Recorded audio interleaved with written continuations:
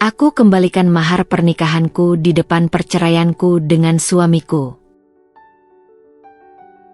Halo Bunda, semoga Bunda semuanya dalam keadaan sehat dan bahagia ya. Sebelum masuk ke ceritanya, jangan lupa like, komen dan subscribe channel ini ya. Selamat menonton. Malam itu, aku duduk sendirian di ruang tamu, ditemani suara detak jam dinding yang terasa semakin lambat. Jarum pendek hampir menyentuh angka 12, tapi bayangan Izul belum juga terlihat. Di atas meja, segelas teh yang kusajikan untuknya sejak 2 jam lalu sudah mendingin. Aku menatap layar ponselku yang masih kosong dari pesan atau panggilan darinya. Aku menghela napas panjang, mencoba menenangkan diri. Ini bukan pertama kalinya. Aku sudah terlalu sering berada dalam situasi seperti ini, menunggu dalam keheningan, berharap suamiku pulang dengan alasan yang bisa kuterima. Namun, semakin hari, penantianku terasa semakin hampa. Aku tak ingat kapan terakhir kali Izul pulang lebih awal dan menyapaku dengan hangat. Dulu, pernikahan kami penuh dengan percakapan dan tawa. Kami biasa makan malam bersama, berbagi cerita tentang hari masing-masing, dan bercanda tentang hal-hal kecil. Izul sering menggenggam tanganku saat kami menonton televisi, seolah mengatakan bahwa aku adalah dunianya. Tapi kini, semua itu hanya kenangan. Aku mulai menyadari betapa sunyinya rumah ini. Ruang tamu yang dulu dipenuhi suara kami kini hanya diisi oleh suara televisi yang menyala tanpa ada yang benar-benar menontonnya. Dapur yang dulu selalu ramai dengan aroma masakan favorit Izul, kini sering sepi. Bahkan kamar tidur kami yang dulu terasa hangat kini menjadi tempat di mana aku lebih sering terjaga sendirian, menatap langit-langit dalam kegelapan. Aku mengusap wajahku, mencoba mengusir rasa gelisah yang semakin besar.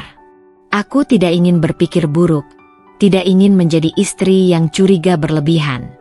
Aku ingin percaya bahwa mungkin dia hanya sibuk. Mungkin ada pekerjaan yang benar-benar menuntutnya untuk pulang larut. Tapi jika memang begitu, mengapa dia tidak pernah memberitahu? Mengapa pesanku hanya dibaca tanpa balasan? Pikiranku melayang ke beberapa bulan terakhir, ketika semuanya mulai berubah. Izul menjadi lebih sering sibuk, lebih sering lelah, lebih sering menjauh.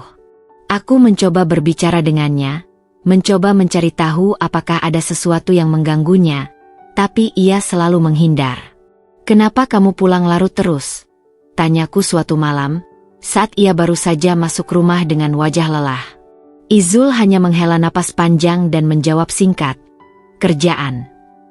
Aku ingin bertanya lebih lanjut, tapi sorot matanya menunjukkan bahwa ia tidak ingin diganggu. Aku menahan diri, berpikir bahwa mungkin aku hanya terlalu khawatir. Tapi setelah malam demi malam berlalu dengan pola yang sama, aku mulai merasa bahwa ada sesuatu yang salah. Aku melihat ke arah meja makan yang telah kutata rapi sejak sore. Makanan yang kusiapkan untuknya masih utuh, tidak tersentuh. Aku teringat bagaimana aku memasak dengan penuh harapan, berharap setidaknya malam ini kami bisa makan bersama. Namun, seperti sebelumnya, ia tidak datang. Terduduk di kursi ruang tamu, aku merasakan sesuatu yang belum pernah kurasakan sebelumnya dalam pernikahan ini, kesepian yang menusuk. Aku merasa seperti bayangan dalam rumahku sendiri, seperti seorang tamu di dalam kehidupanku sendiri. Aku memeluk tubuhku sendiri, berusaha menghangatkan diri dari dinginnya kenyataan. Aku masih mencintai Izul. Tapi apakah dia masih mencintaiku? Ataukah aku hanya seorang istri yang tersisa dalam pernikahan yang sudah kehilangan maknanya? Aku menatap jam dinding sekali lagi. Waktu terus berjalan, tapi Izul masih belum pulang. Dan aku mulai bertanya-tanya, sampai kapan aku akan terus menunggu? Dulu, aku selalu percaya bahwa cinta bisa bertahan selamanya jika dijaga dengan baik. Aku yakin bahwa selama aku menjadi istri yang setia dan penuh pengertian, pernikahanku akan tetap utuh. Aku ingat betul bagaimana Izul dulu memperlakukanku, penuh perhatian, penuh kasih. Dia selalu memastikan aku merasa dicintai, dihargai, dan diinginkan. Setiap pagi, sebelum berangkat kerja, ia akan mencium keningku dan berkata, "Jaga diri ya. Aku pulang cepat nanti." Dan setiap malam, ia akan membalas pesan-pesanku dengan cepat, memberitahuku di mana dia berada, sedang apa, dan kapan akan sampai di rumah. Aku tidak pernah merasa diabaikan. Aku selalu merasa bahwa aku adalah bagian dari dunianya. Namun, semua itu berubah. Perlahan-lahan, Izul mulai menjaga jarak. Awalnya, aku menganggapnya sebagai fase dalam hubungan kami. Mungkin dia lelah, mungkin ada beban kerja yang berat. Aku mencoba bersabar, memberinya ruang, dan tidak ingin terlalu menuntut. Aku tetap memasak makanan favoritnya, tetap menyambutnya dengan senyum setiap kali ia pulang, dan tetap mencoba berbicara dengannya meski hanya mendapat jawaban singkat. Tapi semakin lama, semakin jelas bahwa ada sesuatu yang salah. Izul mulai pulang larut hampir setiap hari. Saat aku bertanya, jawabannya selalu sama, kerjaan banyak. Jika dulu ia menjelaskan dengan detail, kini ia hanya menjawab dengan nada malas, seolah aku adalah gangguan baginya. Dan bukan hanya itu. Perhatiannya yang dulu hangat kini terasa dingin. Saat aku mencoba memeluknya, ia menghindar dengan alasan lelah. Saat aku berbicara dengannya tentang hal-hal kecil, ia hanya menjawab dengan gumaman tanpa benar-benar mendengarkan. Ketika aku mengajaknya makan malam bersama, ia selalu berkata, "Nanti aja." Dan, "Nanti," itu tak pernah datang. Aku mulai menyadari bahwa bukan hanya kebiasaan Izul yang berubah, tapi juga caranya memandangku. Dulu, ia melihatku dengan mata penuh cinta dan penghargaan. Sekarang, sorot matanya lebih sering kosong, seolah aku hanyalah seseorang yang kebetulan tinggal satu rumah dengannya.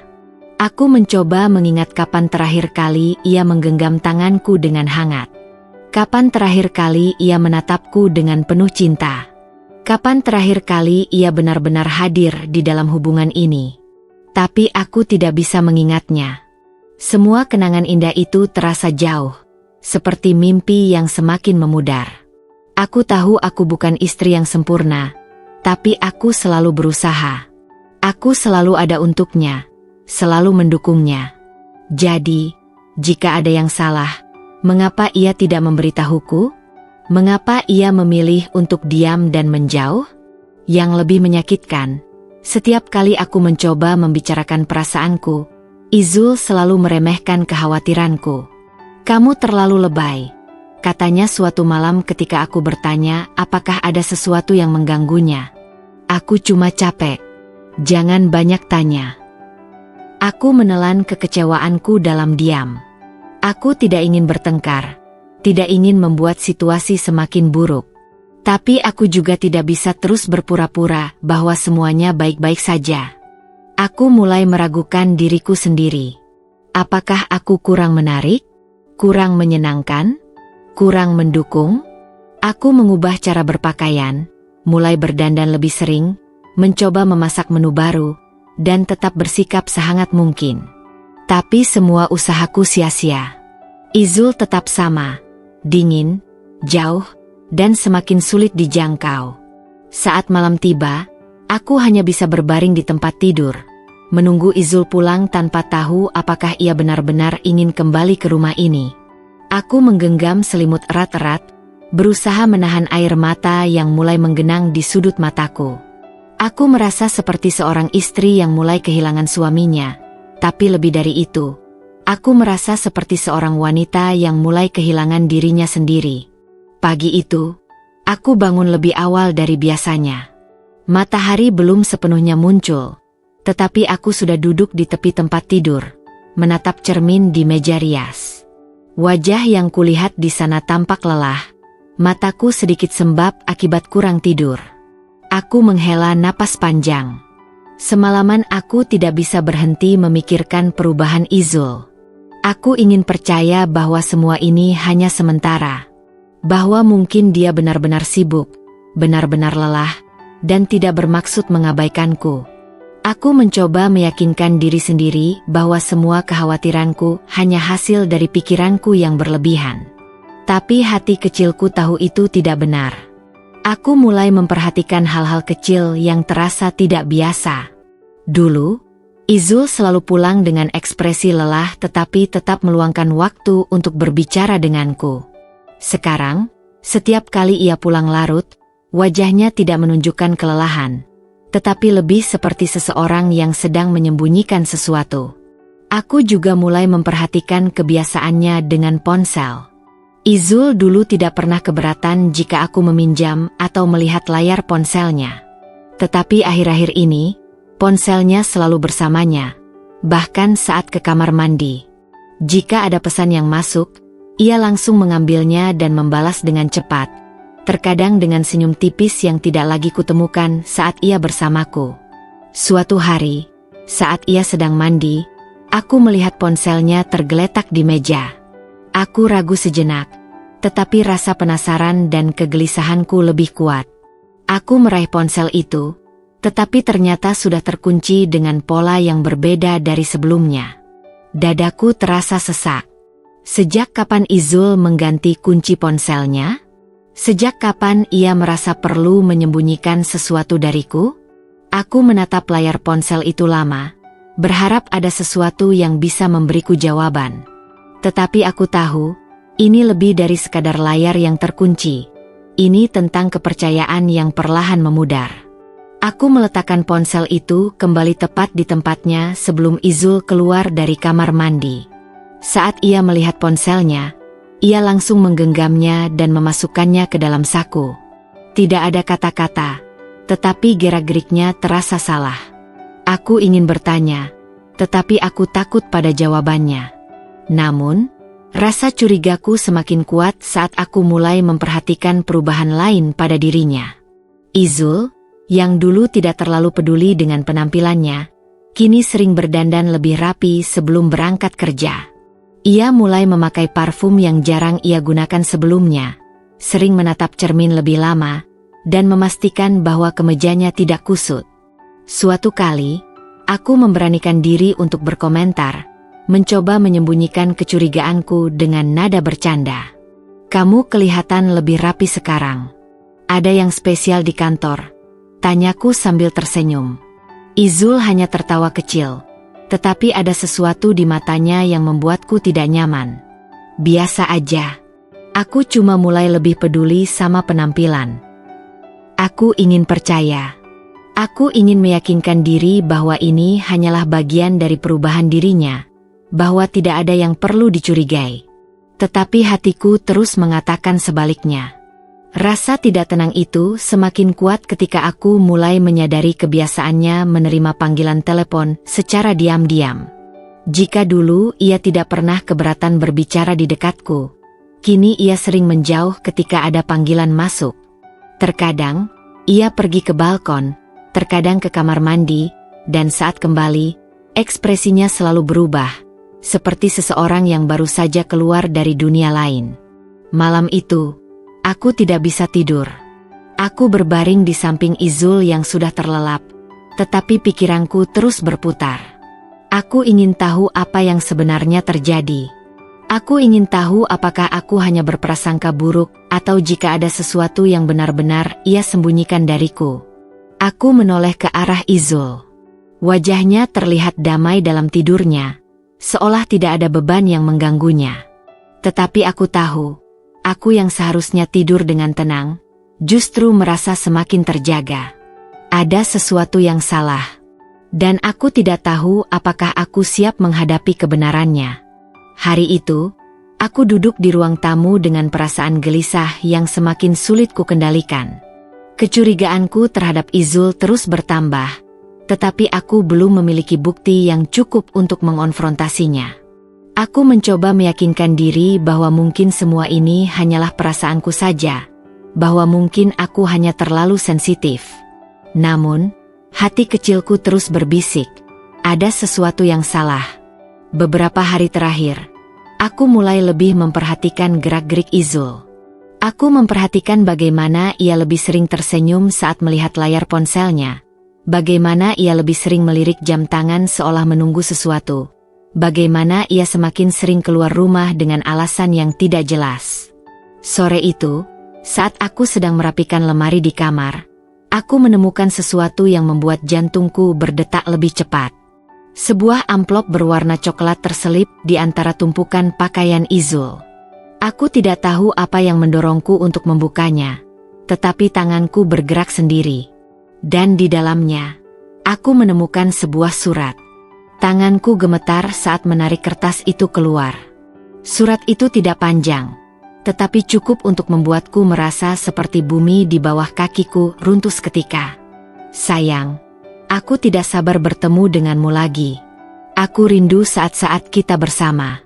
Terima kasih sudah selalu meluangkan waktu untukku, meskipun aku tahu ini tidak mudah bagimu. Aku ingin segera menghabiskan lebih banyak waktu bersamamu, tanpa harus sembunyi-sembunyi seperti ini. Aku merasakan napasku tercekat. Kata-kata itu seperti pisau yang menembus hatiku, meninggalkan luka yang tak terlihat tetapi begitu dalam. Aku menatap tulisan di atas kertas itu, berulang kali membaca setiap kata, berharap bahwa aku hanya salah mengartikan isinya. Tapi tidak. Tidak ada yang salah dalam pemahamanku. Surat ini adalah bukti yang selama ini kutakutkan. Izul berselingkuh. Lututku terasa lemas, dan aku jatuh terduduk di lantai. Rasanya seperti seluruh dunia di sekitarku berputar. Dadaku terasa sesak, seolah udara di ruangan ini tidak lagi cukup untukku. Aku ingin berteriak, tetapi tidak ada suara yang keluar. Aku ingin menangis, tetapi mataku terasa terlalu kering untuk mengeluarkan air mata. Aku hanya bisa duduk di sana, menggenggam surat itu dengan tangan gemetar, mencoba menerima kenyataan yang baru saja menghantamku begitu keras. Aku tidak tahu sudah berapa lama aku berada dalam posisi itu ketika akhirnya kudengar suara pintu depan terbuka. Izul sudah pulang. Aku buru-buru menyembunyikan surat itu di balik lipatan rokku. Hatiku masih berdebar kencang, tetapi aku tahu bahwa aku harus tetap terlihat tenang. Aku belum siap untuk menghadapinya. Setidaknya, belum saat ini. Izul melangkah masuk ke kamar, melempar tasnya ke kursi tanpa banyak bicara. Aku memperhatikannya dari sudut mata, memperhatikan bagaimana ia menghela napas panjang seolah merasa lelah, bagaimana ia membuka ponselnya dan tersenyum kecil saat melihat sesuatu di layar. Hatiku semakin sakit. Dulu, senyum itu adalah milikku. Dulu, ia pulang dengan semangat karena tahu aku ada di rumah menunggunya. Sekarang, aku hanyalah bayangan yang ia abaikan, sementara pikirannya berada di tempat lain, bersama orang lain. Aku ingin bertanya, ingin mengonfrontasinya saat itu juga. Tapi aku tahu, ini bukan saat yang tepat. Aku butuh waktu untuk menenangkan diri, untuk memikirkan langkah selanjutnya. Jadi, malam itu aku hanya berbaring di tempat tidur, berpura-pura tidur sementara air mata mengalir diam-diam di bantal. Aku tidak tahu bagaimana aku akan menghadapi hari esok. Yang aku tahu hanyalah satu hal. Aku tidak bisa terus hidup dalam kebohongan ini. Malam itu, aku tidak bisa tidur. Bahkan setelah lampu kamar dimatikan dan suara nafas Izul terdengar teratur di sampingku, pikiranku terus berputar, mengulang kembali kata-kata dalam surat yang kutemukan siang tadi. Sayang, aku tidak sabar bertemu denganmu lagi. Aku merasakan sesak di dadaku, seperti ada beban yang menekan dari dalam. Aku ingin menangis, tapi air mataku seolah sudah habis. Yang tersisa hanyalah kehampaan yang begitu dalam, membuatku merasa seolah aku tenggelam dalam kesedihan yang tak berujung. Aku menoleh sedikit, menatap sosok Izul yang tertidur nyenyak di sampingku. Aku ingin membenci laki-laki ini, ingin marah, ingin mengusirnya dari hidupku. Tapi yang justru terasa hanyalah sakit yang begitu tajam. Izul, pria yang dulu berjanji akan selalu mencintaiku, kini telah mengkhianatiku. Aku menarik napas panjang, mencoba menenangkan diri, tetapi rasa sakit itu tetap ada. Aku tak bisa lagi membohongi diri sendiri. Aku tahu, pernikahan ini sudah retak, dan aku harus menghadapi kenyataan itu. Sejak menemukan surat itu, aku mulai melihat pernikahanku dengan mata yang berbeda. Aku memperhatikan setiap gerak-gerik Izul dengan lebih teliti, setiap kebiasaannya yang berubah. Aku memperhatikan bagaimana ia semakin jarang menyentuhku, bagaimana ia lebih sering menghindari tatapanku. Aku memperhatikan bagaimana ia selalu terburu-buru saat pergi, tetapi tidak pernah terburu-buru untuk pulang. Satu sore, ketika aku sedang memasak di dapur, aku mendengar suara ponsel Izul bergetar di ruang tamu. Jantungku berdebar.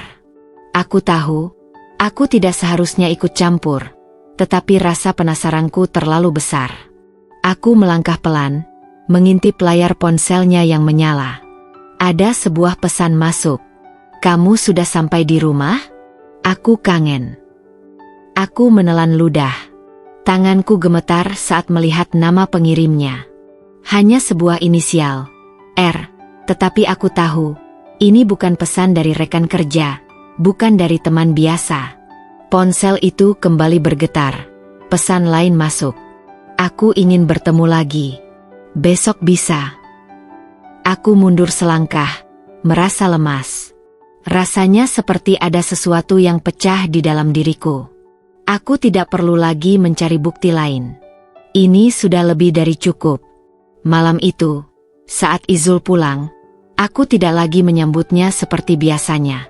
Aku hanya duduk di sofa, menatap layar televisi tanpa benar-benar memperhatikan apa yang sedang diputar. Izul melangkah masuk, melepas sepatunya dengan santai seolah tidak ada yang terjadi. Ia tidak menyapaku, tidak bertanya bagaimana hariku. Seakan-akan aku hanyalah bagian dari furnitur di rumah ini. Ada, tetapi tidak dianggap penting. Aku ingin bertanya langsung. Ingin menuntut jawaban. Tapi aku tahu, jika aku mengonfrontasinya sekarang, dia hanya akan menyangkal. Jadi aku menahan diri. Aku ingin melihat sampai sejauh mana ia akan terus berbohong kepadaku. Beberapa hari kemudian, aku memutuskan untuk mengikuti Izul setelah ia berpamitan pergi kerja. Aku tahu ini bukan sesuatu yang biasanya aku lakukan, tetapi aku tidak bisa lagi duduk diam. Aku ingin tahu kebenaran yang selama ini ia sembunyikan dariku. Dari kejauhan, aku melihatnya berhenti di sebuah kafe kecil di sudut kota. Lalu, aku melihat seorang wanita datang menghampirinya. Seorang wanita muda dengan rambut panjang yang terurai, mengenakan gaun sederhana yang memperlihatkan tubuh rampingnya. Izul tersenyum saat melihatnya. Senyum yang sudah lama tidak pernah ia berikan padaku. Aku berdiri di kejauhan, menyaksikan bagaimana mereka tertawa bersama. Bagaimana Izul menatap wanita itu dengan penuh kelembutan. Mata yang dulu hanya untukku, kini menatap orang lain. Dadaku terasa sesak. Aku tidak tahu berapa lama aku berdiri di sana sebelum akhirnya berbalik dan pergi. Aku sudah mendapatkan jawaban yang kucari. Dan jawaban itu lebih menyakitkan dari yang pernah kubayangkan. Hari itu, aku berjalan pulang dengan langkah berat. Apa yang baru saja kulihat di kafe masih terputar jelas dalam pikiranku.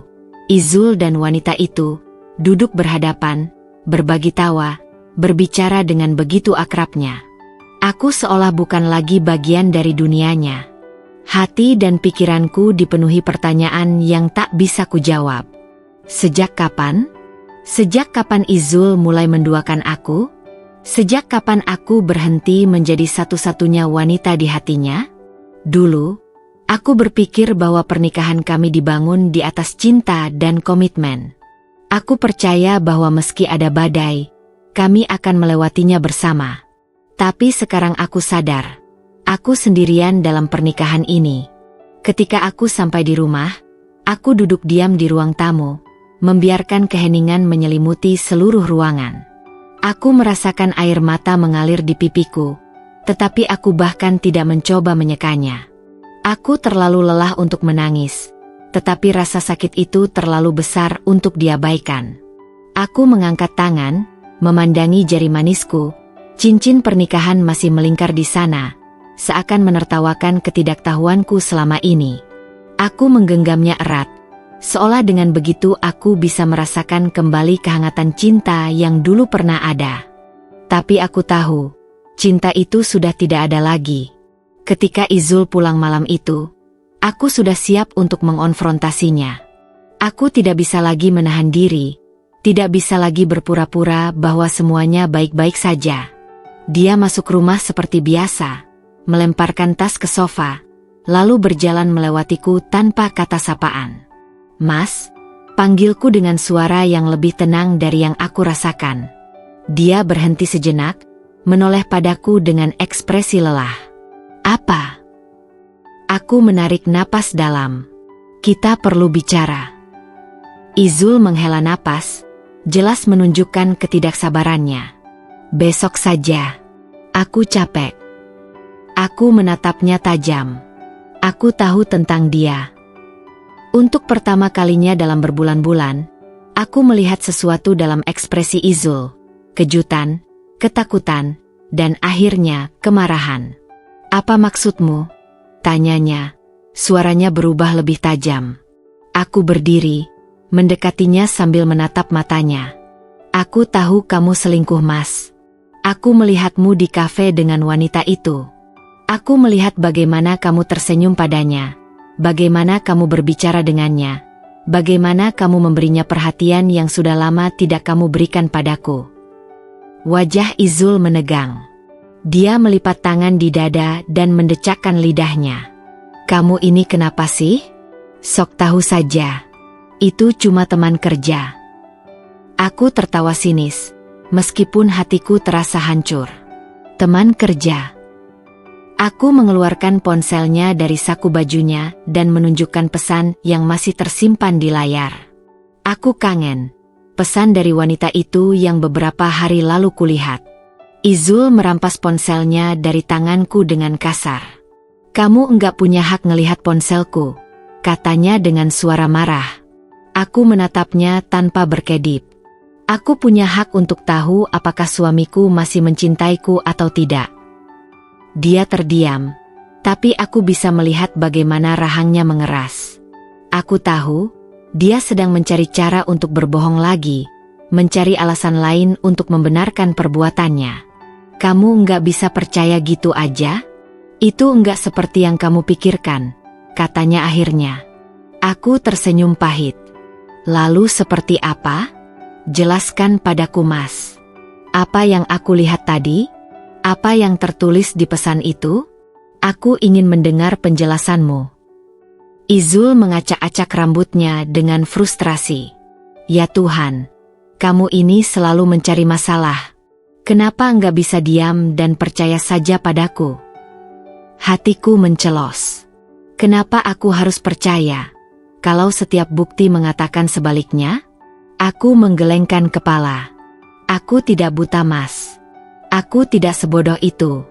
Aku sudah cukup lama pura-pura tidak melihat, tapi aku tidak bisa lagi. Dia menghela napas kasar, lalu menatapku dengan penuh kemarahan. "Kalau kamu sudah nggak percaya lagi sama aku, kenapa masih di sini? Kenapa nggak pergi saja?" Kata-katanya menusukku lebih dalam dari yang kuduga. Jadi ini yang dia inginkan? Aku pergi? Aku menarik napas panjang, berusaha menahan air mata yang ingin keluar. Aku harus kuat.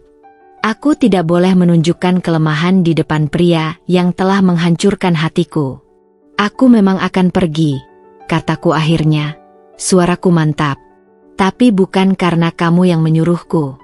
Aku akan pergi karena aku memilih untuk berhenti menjadi wanita yang terus dipermainkan."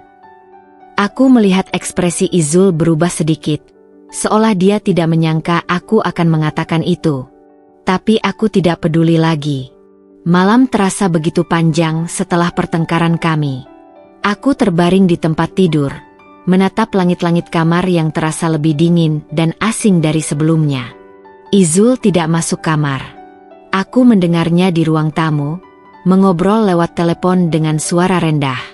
Aku tidak perlu menebak dengan siapa dia berbicara.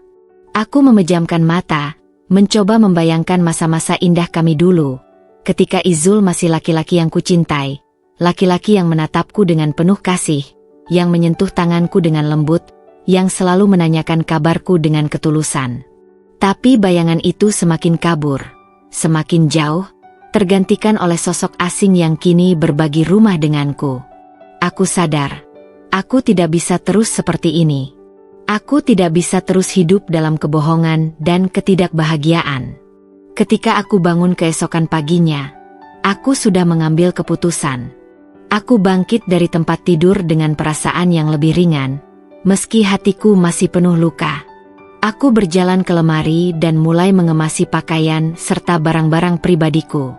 Setiap helai pakaian yang kumasukkan ke dalam koper adalah bukti dari tahun-tahun yang telah kuhabiskan di dalam pernikahan ini. Aku mengambil foto pernikahan kami yang masih tergantung di dinding kamar. Aku menatapnya sejenak, wajahku yang tersenyum bahagia di samping Izul, yang saat itu masih menggenggam tanganku seolah aku adalah dunianya. Aku menghela napas panjang sebelum akhirnya memasukkan foto itu ke dalam koper, bukan sebagai kenangan manis, tetapi sebagai pengingat akan perjalanan yang telah kutempuh. Saat aku keluar dari kamar dengan koper di tangan, Izul sedang duduk di meja makan, menyeruput kopi hitamnya seperti biasa. Seakan tidak ada yang terjadi, seakan pernikahan kami tidak berada di ambang kehancuran. Dia menoleh dan mengangkat alis. "Mau kemana?" Aku menatapnya dalam-dalam sebelum menjawab dengan suara yang tenang. "Aku pergi." Izul meletakkan cangkir kopinya dengan sedikit kasar. "Maksudmu?" "Aku akan meninggalkan rumah ini," kataku. Suaraku tetap mantap meski ada getaran kecil di dalam hatiku. "Aku sudah cukup, Mas. Aku sudah cukup bertahan dalam pernikahan yang hanya menyakitiku." Dia tertawa sinis, bersandar ke kursi dengan tangan menyilang. "Oh, jadi kamu pikir pergi adalah solusinya?" Aku mengangguk. "Ya. Karena bertahan hanya membuatku semakin kehilangan diriku sendiri." Izul menggelengkan kepala. "Jangan dramalah. Kamu hanya marah. Nanti juga kamu kembali." Aku tersenyum tipis, tapi ada kesedihan di balik senyum itu. "Tidak, Mas. Aku tidak akan kembali. Aku sudah memutuskan." Aku melihat sesuatu dalam ekspresi Izul. Sesuatu yang mirip dengan kepanikan. Tapi aku tahu, bukan kepanikan karena kehilangan aku. Itu lebih kepada kepanikan karena dia kehilangan kendali atas situasi ini. Dia menghela napas kasar. "Terserah. Pergi saja kalau itu yang kamu mau." Aku mengangguk. Aku tidak lagi mengharapkan permintaan maaf. Tidak lagi mengharapkan dia berjuang untuk mempertahankan aku. Aku tahu, bagi Izul, aku sudah bukan lagi prioritas. Aku melangkah ke pintu, tapi sebelum aku pergi, aku berbalik dan berkata, "Aku akan mengembalikan mahar pernikahan kita saat sidang cerai nanti. Aku ingin kamu tahu, aku tidak membawa apapun darimu. Aku pergi dengan hati yang hancur, tapi setidaknya aku masih punya harga diriku." Izul tidak menjawab. Dia hanya duduk diam, menatapku dengan ekspresi yang sulit diartikan. Aku menghembuskan napas terakhir sebelum akhirnya keluar dari rumah itu, meninggalkan semua kenangan yang dulu pernah membuatku bahagia. Hari sidang akhirnya tiba, dan aku merasakannya lebih berat dari yang aku bayangkan. Persiapan hari ini bukan sekadar tentang proses hukum, tapi juga tentang keberanian untuk menghadapi kenyataan yang telah lama kuhindari. Pagi itu, aku mengenakan pakaian yang sederhana, tetapi cukup memberi kesan percaya diri. Tentu saja, aku merasa tidak sempurna, dan masih ada keraguan dalam diriku, namun aku bertekad untuk menyelesaikan semua ini. Aku tahu, ini adalah salah satu momen yang akan menentukan masa depanku. Izul sudah ada di ruang sidang saat aku tiba, duduk dengan keluarganya yang tampak penuh dengan aura kepercayaan diri yang salah. Aku bisa melihat bagaimana mereka menyusun strategi, berusaha menekan dan mengintimidasi diriku. Aku mencoba untuk tidak memperhatikan mereka, meski hatiku bergejolak. Pengacara kami sudah siap dengan semua bukti yang diperlukan, termasuk bukti perselingkuhan Izul. Aku merasa seolah-olah hari ini adalah titik balik, sebuah pembebasan dari kebohongan yang selama ini menghantuiku. Saat sidang dimulai, suasana terasa tegang.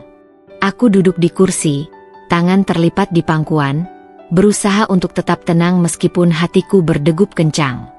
Izul duduk di seberang, wajahnya tampak tak berperasaan, tetapi aku tahu dia pasti merasa terpojok.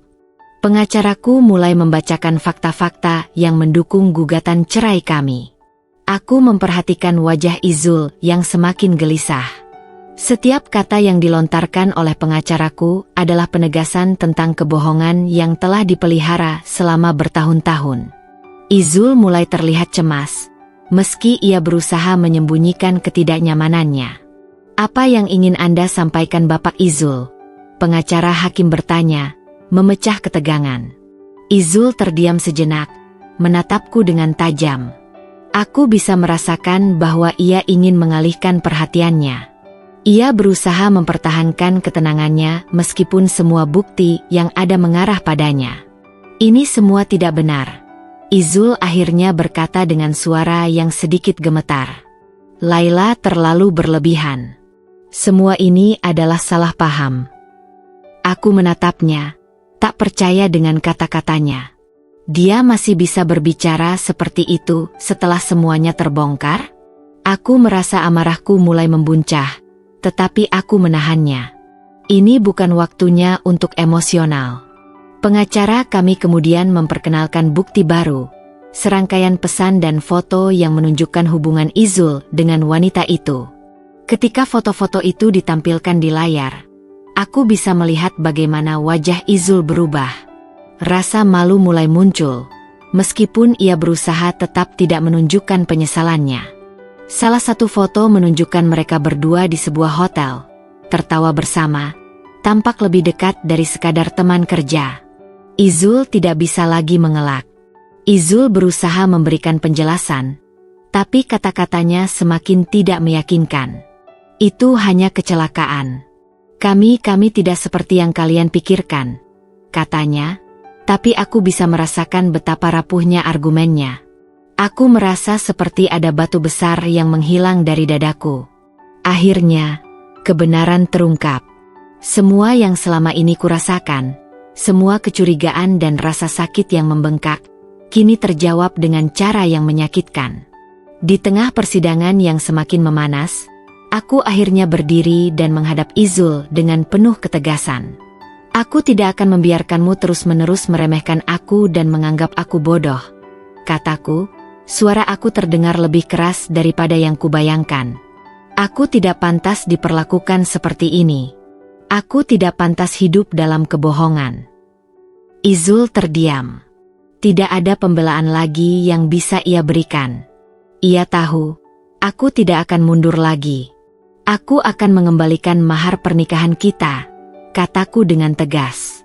"Ini adalah simbol dari berakhirnya semua yang kita bangun. Aku tidak ingin ada bagian dari dirimu yang tertinggal dalam hidupku." Izul menatapku dengan wajah yang sulit dibaca, tetapi aku bisa merasakan sebuah kesedihan yang datang dari dalam dirinya.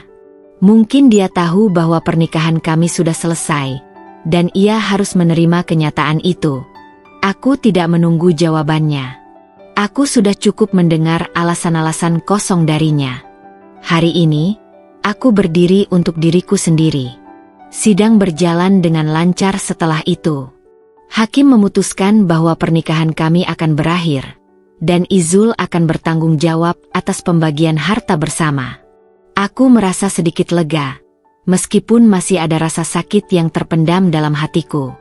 Ketika semuanya selesai, aku berjalan keluar dari ruang sidang dengan kepala tegak.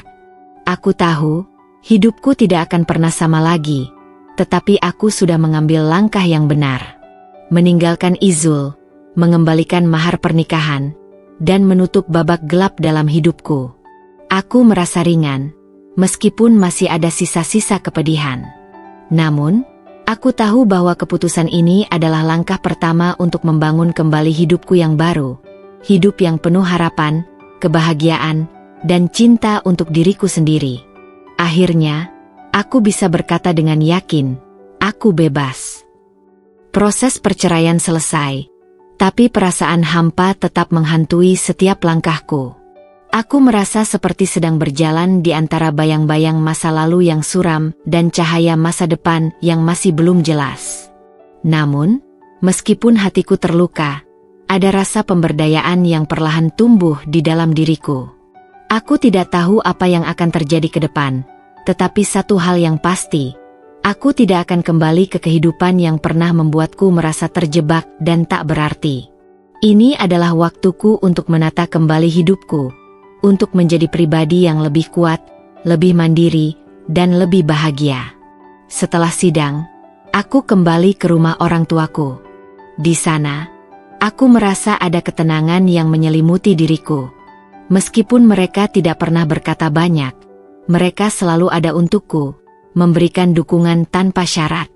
Aku mulai merasa bahwa hidup ini bisa lebih dari sekadar berjuang dalam pernikahan yang salah. Hari-hari pertama pasca perceraian terasa seperti perjalanan panjang yang belum selesai. Aku bangun lebih pagi, memulai rutinitas yang baru, dan mencoba menyibukkan diri dengan hal-hal yang sebelumnya terabaikan, terutama karierku. Aku mulai kembali menekuni dunia desain grafis, bidang yang dulu sangat aku cintai sebelum aku terlalu tenggelam dalam kehidupan pernikahan yang penuh konflik. Meskipun rasanya seperti memulai dari awal, aku menyadari bahwa aku punya banyak potensi yang belum tergali. Aku bisa melukis dengan tangan sendiri, merancang gambar dengan imajinasi yang luas, dan mengubahnya menjadi karya yang dapat diterima dunia. Aku memutuskan untuk membuka portofolio online dan memulai langkah pertama untuk mencari klien. Dunia luar ternyata tidak seseram yang aku bayangkan. Ada kebebasan dalam bekerja untuk diriku sendiri, dan semakin aku terjun ke dalamnya, semakin aku merasa bahwa aku mengambil langkah yang tepat. Namun, perjalanan baru ini tidak tanpa tantangan. Menjadi ibu tunggal adalah pekerjaan yang jauh lebih berat dari yang aku kira. Mengurus anak, menjalankan rumah tangga, dan mencari nafkah sekaligus membuatku sering merasa kelelahan.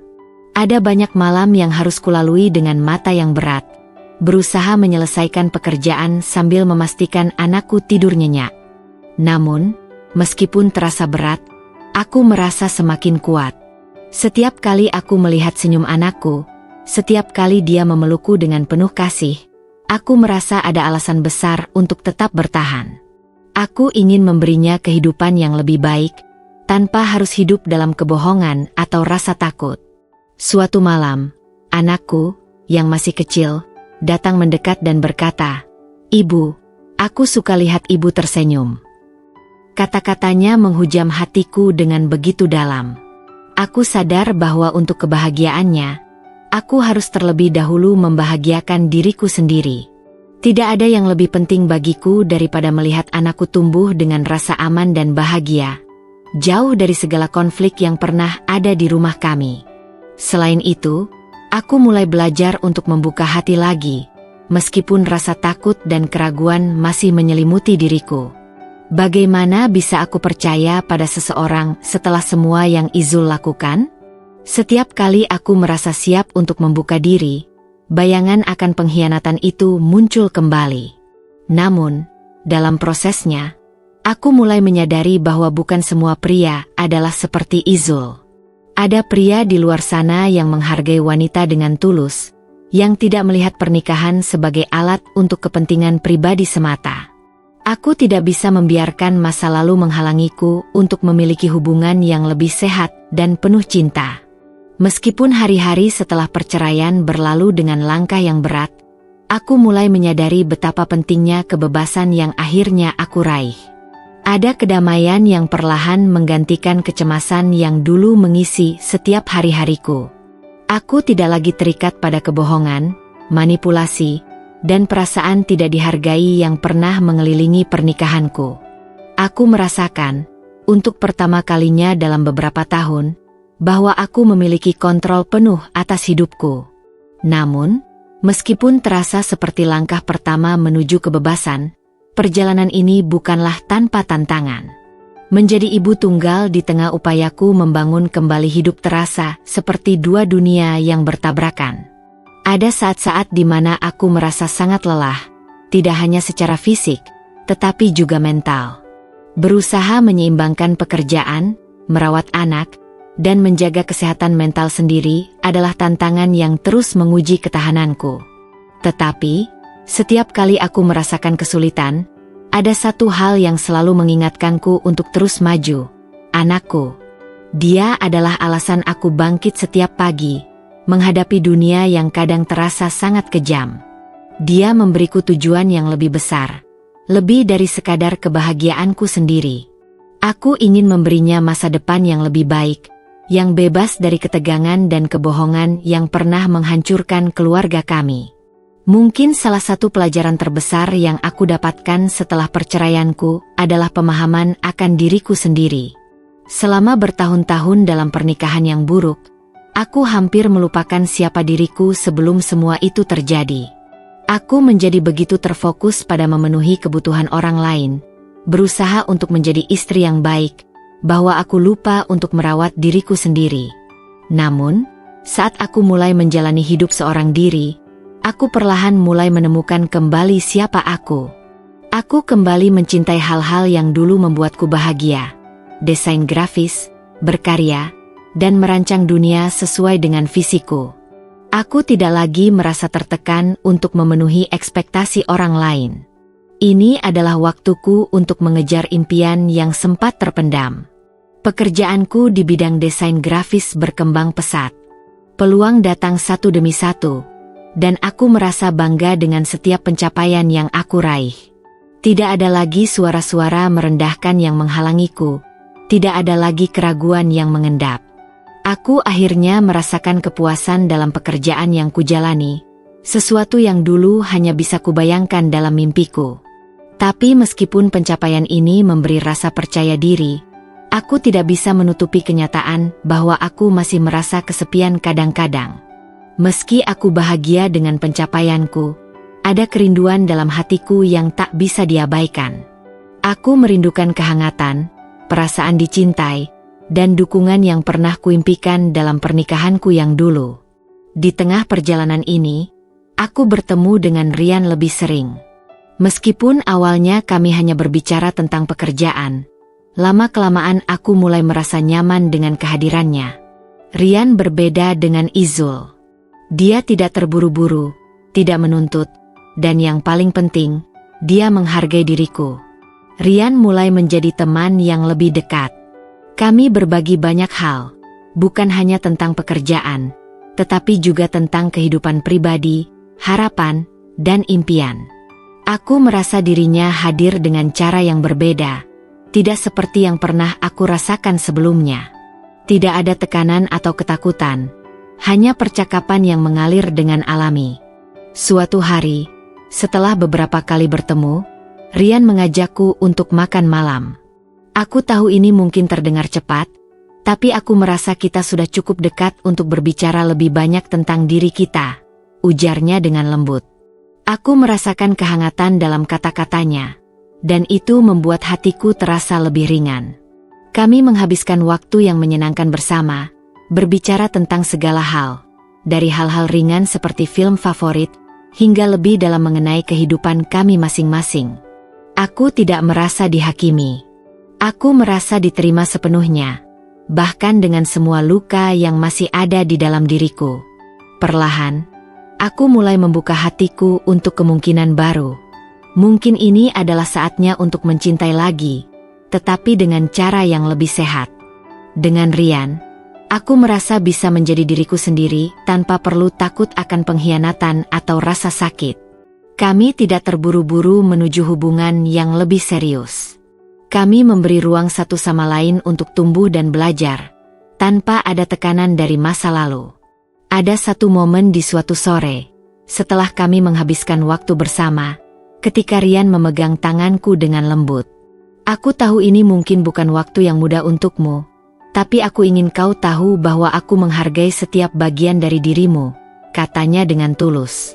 Kalimat itu terasa seperti pelukan hangat yang menenangkan jiwaku yang pernah terluka. Aku menyadari bahwa meskipun cinta itu datang dengan risiko, kali ini aku merasa siap untuk membuka diri lagi. Aku tidak ingin membiarkan masa lalu mengendalikan masa depanku. Aku belajar untuk mencintai diri sendiri terlebih dahulu, dan dengan itu, aku merasa lebih siap untuk mencintai orang lain. Hidupku sekarang adalah hasil dari keputusan-keputusan yang aku buat.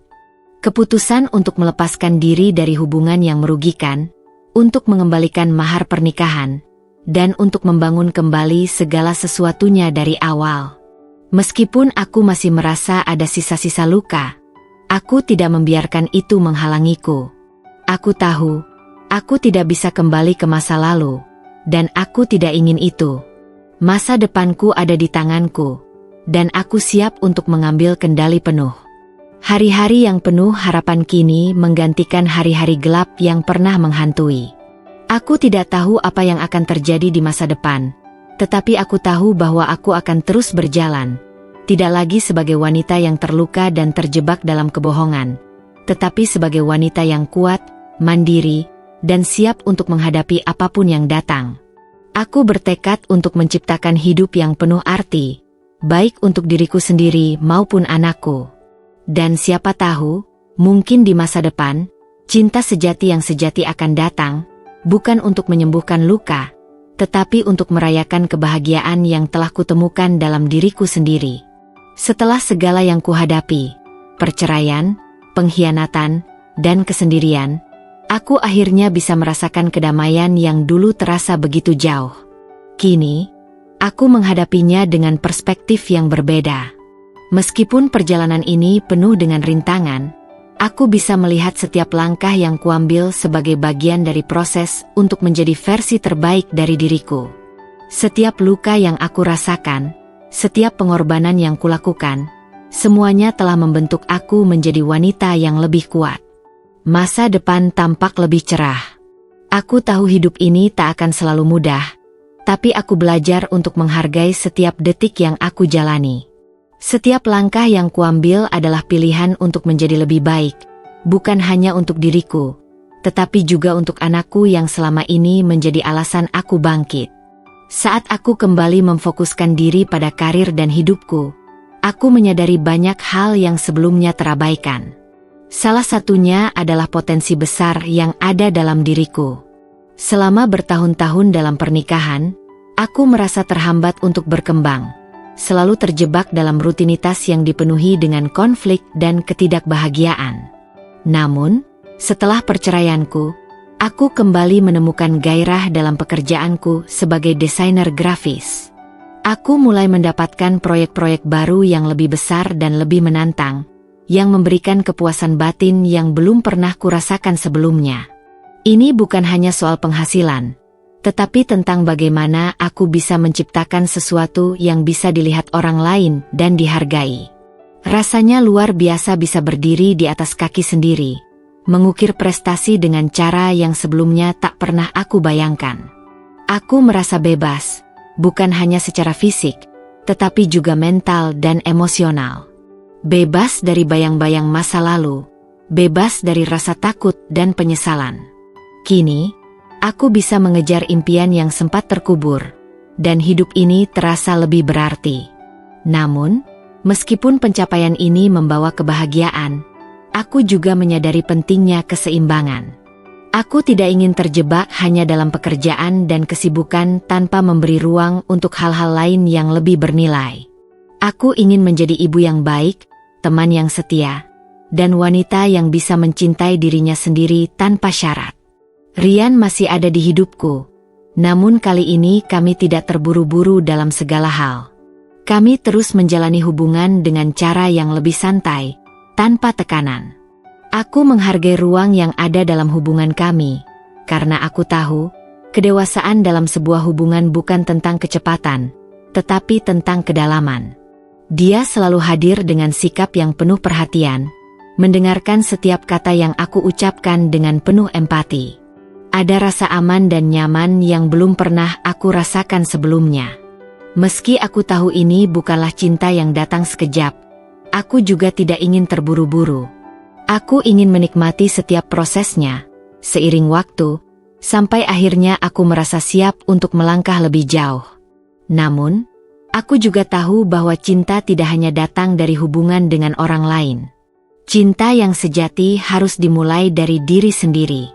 Aku belajar untuk mencintai diriku lebih dalam, untuk menghargai semua kekurangan dan kelebihanku.